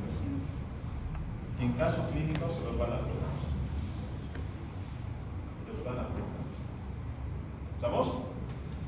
Bien, y del epidermoide habíamos dicho que estaba relacionado con el Pancoast, Tobías, y habíamos dicho que estaba relacionado con, si hay alguna hormona que produce el epidermoide, es la paratormona. ¿Qué es la paratormona? ¿De dónde come? Chico puntitos al que me dice que hace la paratormona.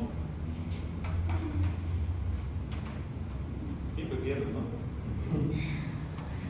La paratormona va y estimula la acción de los osteoclastos, o sea, sus receptores están en los osteoclastos. Y el osteoclasto empieza a renovar. Cualquiera, el chamán de la esquina me puede decir eso. Ustedes son médicos, ¿no? Van a ser médicos. ¿O no? Sí.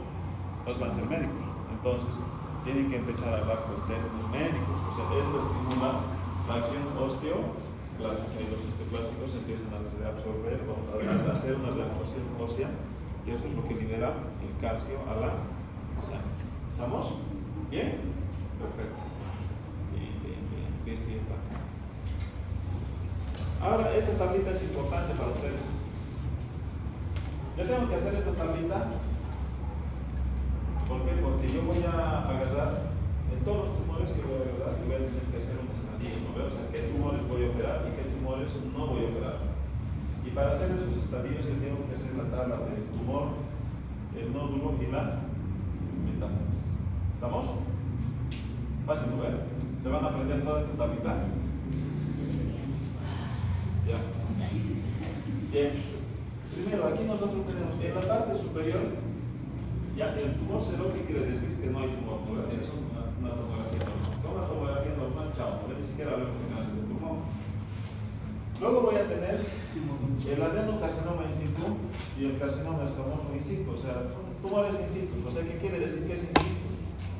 Miércoles, para yo decir in situ, tendría que haber hecho una biopsia pensando en cualquier otra cosa nueva. ¿Cuál sería esa biopsia? Cualquier otra cosa. Imagínense, no sé, algo loco. Que yo le he hecho una biopsia, ¿por qué? Porque el paciente tenía una neumonitis por hipersensibilidad al paciente. Claro, ¿no? ¿Sabe qué es la neumonitis por hipersensibilidad? ¿No? Es una alergia. Los trabajadores que trabajan en las textileras, los que vienen con los que se ponen en el algodón, que se del campo, y empiezan a venir con episodios de tos, inclusive lo confundes con un asma y dicen, no sé si es asma o es una neumonitis por hipersensibilidad. Le hago una biopsia, trago, cáncer escamoso de la biopsia. Ese es un tumor rarísimo, ¿no? O sea, hacer un diagnóstico de cáncer de pulmón así en el mismo epitelio es raro. Es como, a ver, otro ejemplo que les puedo dar a ustedes.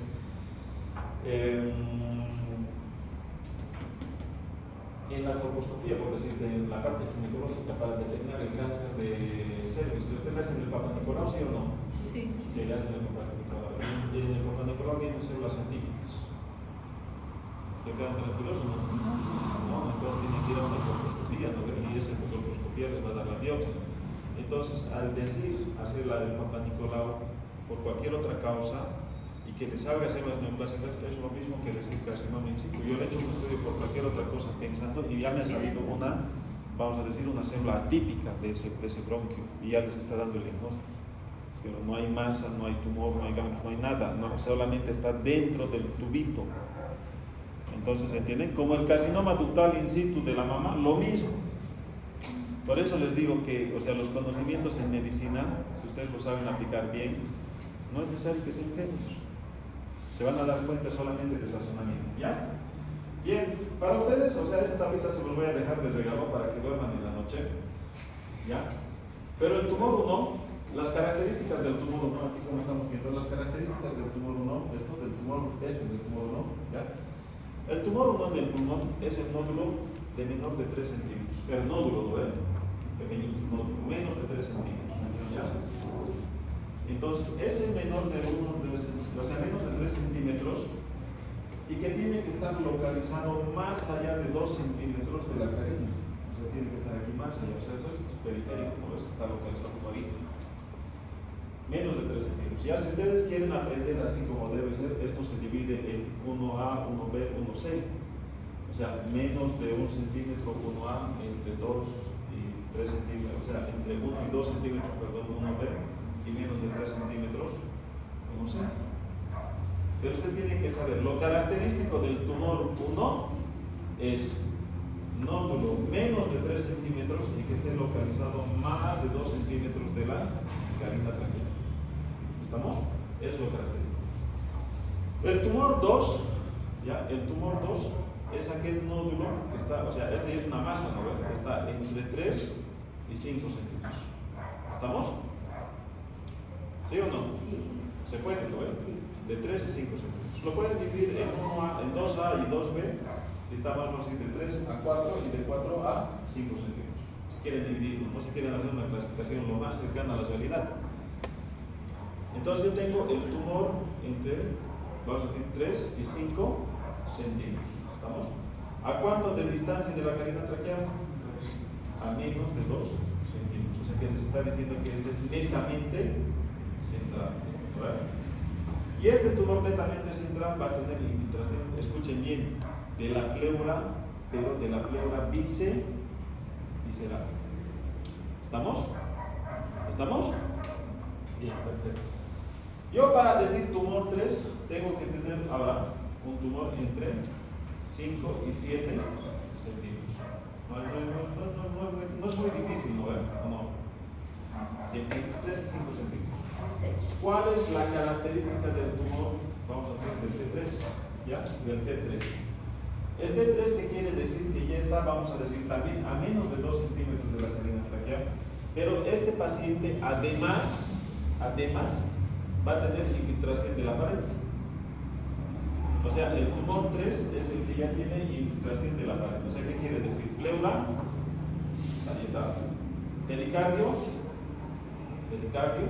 y va a tener infiltración de, vamos a decir, de los muslos y de la parrilla costal.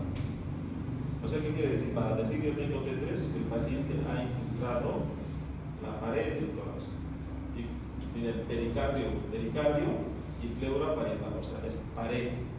¿Se entiende? O sea, cuando hablan de T3 es entre 5 y 7 centímetros más la pared del tórax. ¿Estamos? Bien. Y cuando yo hablo de T4, es más de 7 centímetros. El tumor es una real masa, ¿ya? Y ha infiltrado estructuras de medias de intestino. O sea, cuando yo hablo de infiltración de grandes vasos, de bronquio, o sea, de tráquea, de esófago, de corazón, que tengo desarme pericárdico, estamos hablando de desarme pericárdico, ahí el paciente es T4. ¿Estamos? Bien. Perfecto. Los nódulos, ya lo hemos visto, ¿no? El nódulo pericial era N1, el ipsilateral y el subterminal era N2, el, vamos a decir, mediastínico contralateral era N3 y el supraclavicular N3. Yo tengo un tumor, vamos a decir, en el pulmón del lado derecho y tengo un ganglio iliar en el lado izquierdo. ¿Cómo se llama? N1, N2, N3. N3. El lado contralateral es N3. ¿Estamos? Facilito, ¿no? Y con la N también es fácil. N0 no hay metástasis. N1 hay metástasis. N1A, metástasis en el tórax. Y N1B es metástasis en todo el cuerpo. Cantadito, ¿no ven? ¿Saben por qué es cantadito? Porque si hay algún tumor que les van a preguntar, es cáncer. Se los voy a regalar así, cantadito. Después de eso pueden tener cáncer de tiroides, cáncer de mama, y así, las calificaciones no están preguntadas. De hecho, cáncer de pulmón, cáncer de colon y los cánceres ginecológicos, o sea, mama, ovario, útero, apenas se lo de memoria, les van a preguntar. No, a ver, mientras no se interesa, creo que se pone a ver. Ya. Bien, perfecto. De acuerdo a esa estadificación, nosotros, o sea, de acuerdo a esa estadificación hay una tabla. No lo vamos a repetir. Lo que yo quiero que ustedes, o sea, no están, vamos a decir, si ustedes van a ser cirujanos, esto los van a tener que cantar también. Pero yo quiero que ustedes sepan que el tumor se va a dividir en tumor en estadio 1, ya, estadio 2A, 2B, 3A, 3B, 3C y 4. Esos son los estadios del pulmón. O sea, de acuerdo a estas tablas, nosotros hemos sacado, ¿no ven? El tumor, el nódulo y la metástasis. ¿No ven? ¿Entienden? Lo que ustedes tienen que saber es esto. A esto les van a preguntar a ustedes. Estadio 1A, 1B, 2A, 2B, 3A, 3B, 3C y el estadio 4. Esos estadios les van a preguntar. ¿Por qué? ¿Para qué me he tomado la molestia de hacer esto? Para saber qué tratamiento les voy a dar. ¿Los voy a operar o no los voy a operar? Vamos a operar. ¿Ya? Entonces, aquí yo ya voy a tener esto. ¿Ya? Esto también es importante que ustedes sepan algo. Uno de ustedes hoy me venido rápido de trabajo. Algunos de ustedes, para operar, ¿qué estudios le harían? Ya, aparte de la valoración cardiológica. Imagínate a este paciente lo que le vas a hacer, le vas a sacar un pulmón, ¿no? ¿O no? Sí. ¿Y sin pulmón puedes vivir o no? Sí. Según tomar en cuenta la calidad del pulmón. Entonces, el pulmón es sano, ¿vale? Y si el pulmón se enfermó, si el paciente es asmático, o si el paciente tenía POC, o si el paciente era enfisema, ya. Vamos a decir que los criterios de operabilidad ya son, primero, para ver si vamos a decir si es operable o no es operable, ¿ya? Primero, chicos, lo primero es que yo tengo que ver si el paciente es inoperable. ¿Qué pacientes van a ser inoperables? Estos pacientes tienen patologías o comorbilidades relacionadas. El paciente es insuficiente renal crónico, el paciente es un hepatópata crónico, el paciente tiene VIH, el paciente, qué sé yo, tiene una insuficiencia cardíaca grado 3, 4, o tiene, vamos a decir, una ACV. ¿Lo van a operar? No, no, ¿eh? Entonces, ese paciente ya de por sí, el cáncer de pulmón más la patología, vamos a decir, que tenga de base, lo hace inoperable. Ese para tratamiento no quirúrgico, ¿qué le van a ofrecer? A lo mucho le ofrecerán quimioterapia, ¿no? Y él les va a decir, no quiero, entonces voy a morir, ¿no? Se muere. ¿Estamos? Bien, perfecto. Cuando yo tengo que ver los criterios de operabilidad del paciente, yo tengo que ver la función pulmonar. Yo lo voy a operar, le voy a operar de un pulmón, ¿lo ves? Le voy a resecar, o le voy a lo que les reseque. El otro pulmón le va a dar, vamos a decir, la posibilidad de que sobreviva, ¿sí o no? O sea, si es un pulmón sano, sí. Si es un pulmón enfermo, no sabemos. Entonces, ¿cómo yo hago los criterios de operabilidad? Les van a preguntar. Luego vamos a decir el BEF, el flujo expiratorio en el primer segundo. Esto ya es de fisiología, ¿no? Ustedes ya tendrían que saber. ¿Qué era? ¿El BEF? Yo le pido al paciente que sople. ¿Vale? Entonces yo lo voy a dividir el primer segundo, el segundo segundo, el tercer segundo. ¿Vale? Y aquí están los volúmenes. ¿Cuánto va a expirar? El volumen expirado en el primer segundo es el primer parámetro que yo tengo que saber. ¿Estamos? Este parámetro, el normal, es, vamos a decir, en el 80%. ¿Ya? Entonces, si el BEF está, vamos a decir, mayor al 80%, ¿se opera o no se opera? Se opera, ¿no ven? Y si está menor del 80%, depende de qué.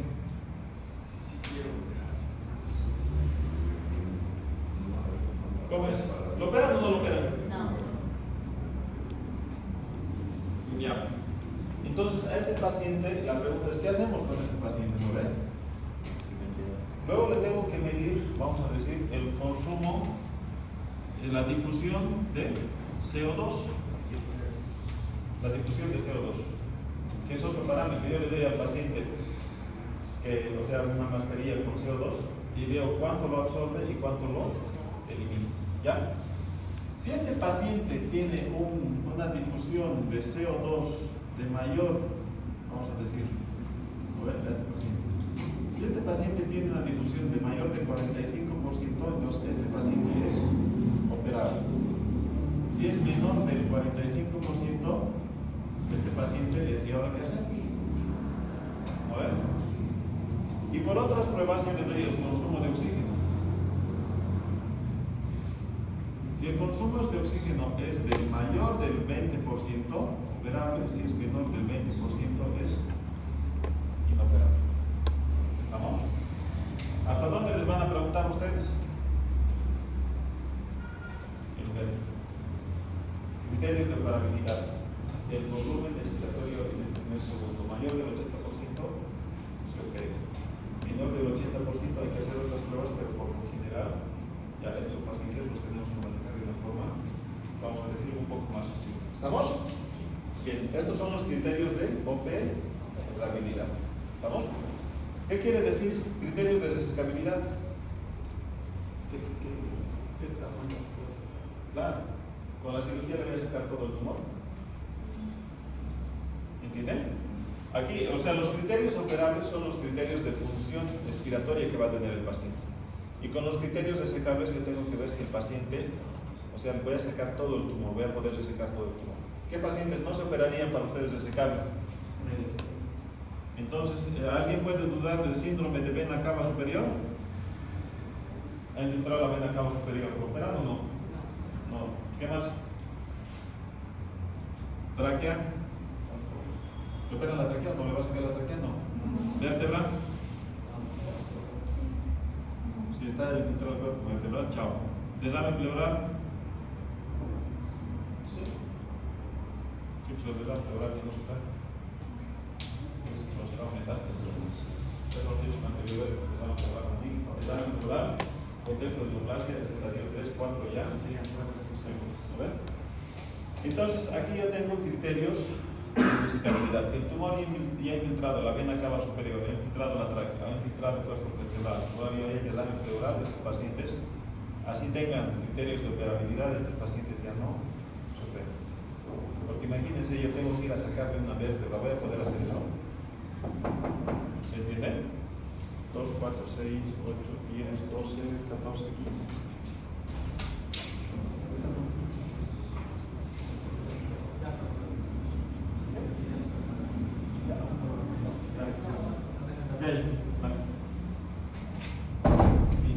¿Qué? Es una cosa que le estás regalando a los universitarios. Ya vamos a terminar, chicos. Lo último. Están entendiendo cáncer del pulmón, ¿no ves? Sí. Cáncer del pulmón como nunca les han contado a ustedes. Bueno, bien, perfecto. ¿Qué? ¿El nemo les han contado, sí o no? No. Bien, entonces, ¿qué vamos a hacer, chicos? Ya estamos terminando, esto es lo último. ¿Ya? Nosotros vamos, o sea, el paciente cumple criterios de operabilidad, cumple criterios de discapacidad, y el tumor es, vamos a decir, el tumor estadio 1AB, el estadio 2A, 2B, el tratamiento es quirúrgico. ¿Ya?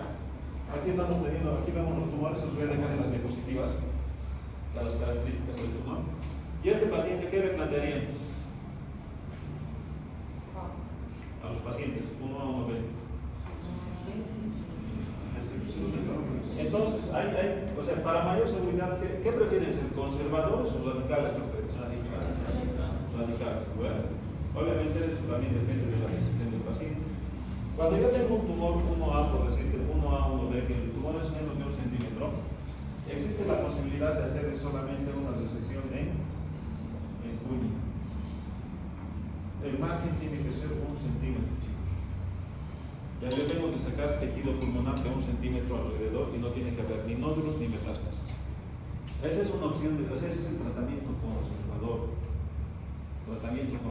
No, doctor, no, yo quiero, con mi criterio de operabilidad me van a dar unas reservas y al límite. Yo podría hacer una cirugía conservadora. Siempre el riesgo de una cirugía conservadora es de que haya alguna recidiva en ese periodo psicoéticos. Yo le puedo plantear al paciente 1A, 1B, ¿ya? Cirugía conservadora, resección segmental. Pero ya como quiero ser radical a los pacientes 1A, 1B, ¿ya? 2A, 2B, lo que les voy a plantear es hacerles la lobe. Si está en el lóbulo superior, voy a sacar el lóbulo superior. Si está en el lóbulo medio, un lóbulo medio. Si está en el lóbulo inferior, un lóbulo inferior. Entonces, ese es el tratamiento. ¿Van a tener que hacer vaciamiento ganglionar de estos pacientes? Sí. No. Porque los 1A, 1B, o sea, hasta el 2, son nódulos oncológicos. O sea, no tendríamos que ir a tocar. Salvo que en la topografía encontremos un nódulo, ¿ves? O sea, esto de cajón tendría que ir con una resección. ¿Estamos? Bien, perfecto. ¿Qué hacemos con el estadio 3A?